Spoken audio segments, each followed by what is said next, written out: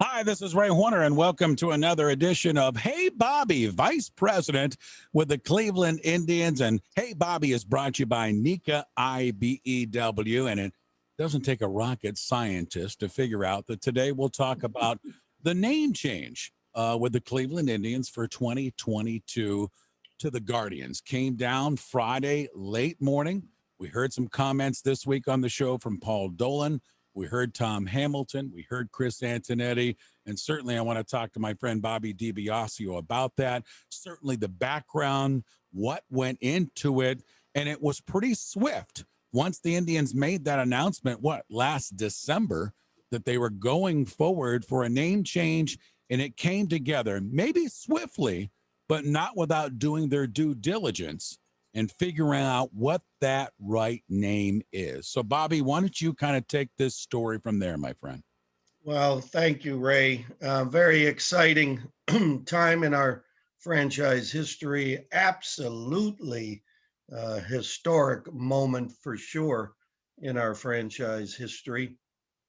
As you said, we announced in December that we were going to make a team name change, and we set forth a path to, as you said, do our due diligence. We, excuse me, as we looked to find a name that we felt could resonate with our fans, represent our city, um, and in time really be embraced by all.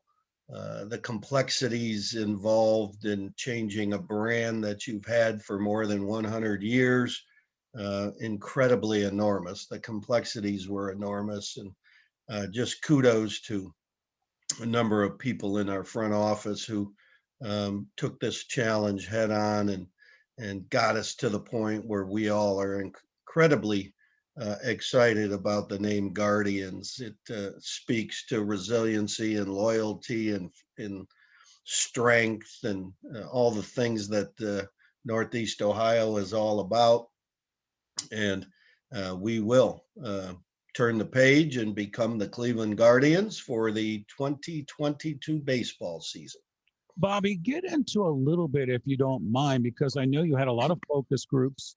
You met with stockholders, you met with the fans to see what they wanted in the name change, what you wanted, and how it became the Guardians and colors and all that thing. Talk about what was important to the fans, Bobby. Yes, we did extensive surveys, fan forum sessions. I think I moderated maybe a dozen or more fan forum sessions with our fans, as did other leaders in the company. Um, just reached out to thousands and thousands of people on this topic. And one of the common threads, obviously, is they wanted something that spoke to the strength of this community. As we set forth at the beginning, there were some thoughts: as do we honor a significant person or moment in franchise history? Do we honor a specific moment or person in our city's history? Do we do a nautical theme because of the geography? Those were some of the guiding thoughts at the outset as we move forward. One of the key elements was most people wanted to stay with the colors, that they felt the continuity with the colors was important. The red and the midnight navy and white were important to them. Thus, obviously, we stuck with the color palette that is so connected to our franchise. And as we walk through the, I don't know, 1,200 plus names that we worked through, the legalities of that issue in itself were incredibly complex. Um, there isn't a name out there that somebody else doesn't already own. So it was an incredible undertaking, of course. And once we narrowed it down to Guardians, um, the process began to let's get the the look and feel of the logos and the word mark across the check, the chest? Do we keep the script feel of the name immediately for some commonality? I have to tell you that, we chose Guardians, the word, because of what the word means. It's pretty much a happy coincidence that the DIANS is a part of the name Guardians. That did not drive us to the name. The name itself was the one that spoke to us. And that was a happy coincidence. And the fact that the landmark where the Guardians of Transportation are right outside home plate of Progressive Field. Again, another happy coincidence that has part of our history of our city. So those things fell into place pretty nicely. With us is the Vice President of the Cleveland Indians, Bobby DiBiasio. Hey, Bobby, brought to you by Nika IBEW. And Bobby, I've been talking on my show how I've kind of embraced it. We kind of went through it to a smaller scale in Akron a few years back when there was a lot of people up in arms. Oh, we're getting rid of the arrows. What do you mean rubber ducks? How's this going to work? Well, here you go a few years later, and it's one of the top selling merchandises in AA baseball. So it does work out. And I've been having some interesting thought and presenting that to the listeners, how now the hard work has been done, the background work and introducing it. And now you can have some fun, because I think the word Guardians is not only strength, and you have the statues, so you can play off that, but there's so many things as far as branding and marketing going forward. And I know you don't want to leave the Indians name in. I'm not saying that at all, but the fun will be now the creativity going forward with this new brand that people like you and Curtis, and we go on with everyone in your department, is really going to be able to put their minds together for all of us. Well, no question. And it's not just for 2022. It'll be the next, the development and the growth of the logo and the treatment of such over the next 5-10 years, how it will change the look and feel, I would think, over the next period of time. We understand, Ray, that change is tough on people, that it's complex, it's confusing. A lot of times it's misunderstood. But all we try to do as a franchise, whenever we get involved in any decision, is do the right thing. When we deal with our players, when we deal with our fans and treat them to Major League Baseball at Progressive Field, where we provide our resources and energy for our community relations and impact initiatives, all we try to do is the right thing. And I think that was the basis of the decision to move forward as an organization that plays a major role in uniting our city and having an inclusive attitude and mentality for our city. That was the focus of why we did what we did. But again, we know change can be confusing and conflicting and misunderstood, but we just felt we had this was the right thing to do. And as we move forward, as you said, we're going to have some fun playing around with the name and the logo and how that is represented on our uniforms. And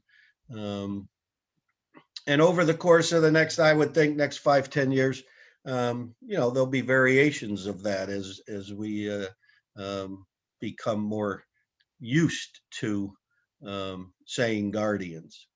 With us is Bobby DiBiasio, Vice President of the Cleveland Indians. And I think it's important to note here, and I've mentioned this a couple of times, more than a couple of times on my show, of Bobby, our conversation going back probably 3 or 4 years ago, when you and I were kicking around the name idea, and you said to me a couple of things that stood out about how the organization feels. And I always look at you as a terrific ambassador for the club, that if we're offending some of our fans, if we're offending some of our people, maybe it's time to change and go in a different direction. And I thought it's important for maybe you to bring that up again, because some people are talking about pressures from baseball or whatever it might be. The bottom line is the Indians looked at themselves and said, okay, let's look at where we are in society in 2021.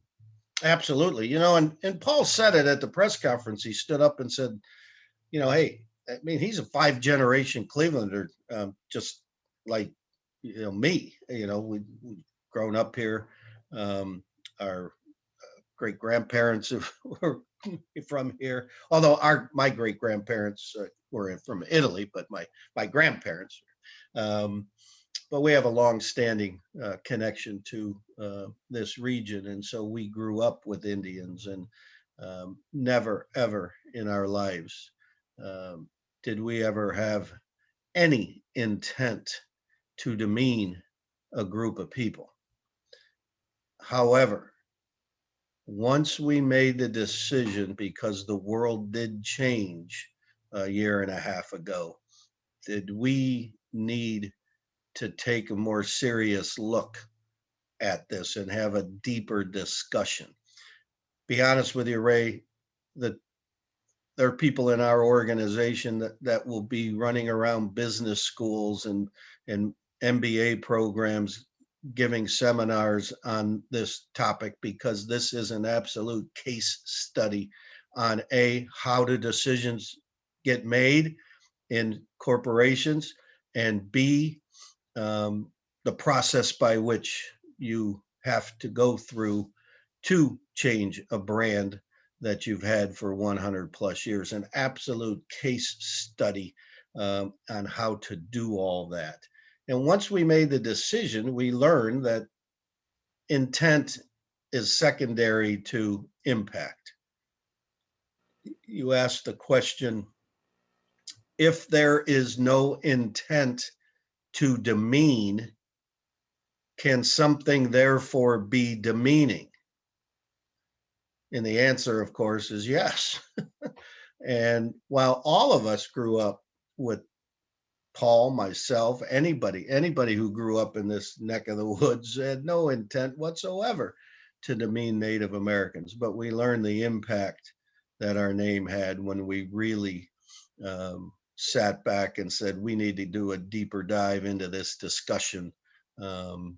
We learned that if we truly are wanting to unite our community and share with everyone that we are a proponent and a champion of inclusion and of diversity, that the first step would have to be changing our team name. So it started from that philosophical discussion, then a decision was made, and then the process was put in place, and that got us to Friday when we shared the name and the initial logos and the script, Guardians, that will be on the uniform.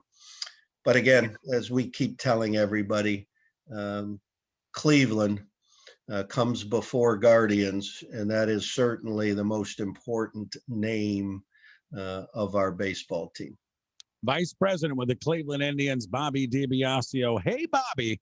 Well said this week, talking about the Guardians of Cleveland, who will be the baseball team 2022 going forward. My friend, thanks for the visit. As always, we'll reconnect next week for another edition of Hey, Bobby. Thanks, Bobby.